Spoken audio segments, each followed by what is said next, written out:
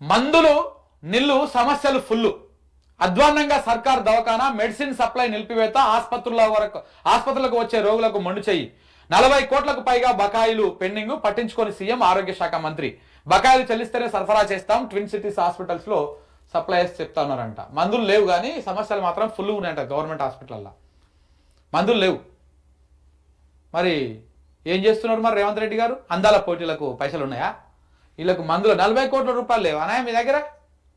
ఉంటాయి పైసలు కానీ ఈ 40 కోట్లు లేవా? 40 కోట్లు అంటే నాకు తెలిసి నువ్వు 4 సార్లు ఢిల్లీకి వచ్చేంత ఖర్చు. ఇంకా 40 కోట్ల రూపాయలు పెడితే ఈ పేదోడికి వైద్యం ఆడు కోల్పోతారు గవర్నమెంట్ హాస్పిటళ్ళకి. రేవంత్ రెడ్డి చుట్టాలు, మంత్రుల చుట్టాలు, వాళ్ళ పిల్లలు, వాళ్ళ ఫ్యామిలీ పోతుందా? గాడు కోల్పోతారు. పేదోళ్ళు పోతారు. పైసలు లేని వాళ్ళు, ప్రైవేట్ హాస్పిటల్కి పోయి చూపించుకోలేని వాళ్ళు పోతారు. వాళ్ళు పోయి చూపించుకుంటారు.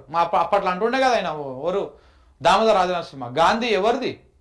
మా బిడ్డలు వస్తారు, మా పిల్లలు వస్తారు, మా వాళ్ళు వస్తారని చెప్పేసి భీకరంగా మాట్లాడాడు. మరి ఏడవనుకున్నాడో ఇప్పుడు ఆయన? ఏడవున్నాడో?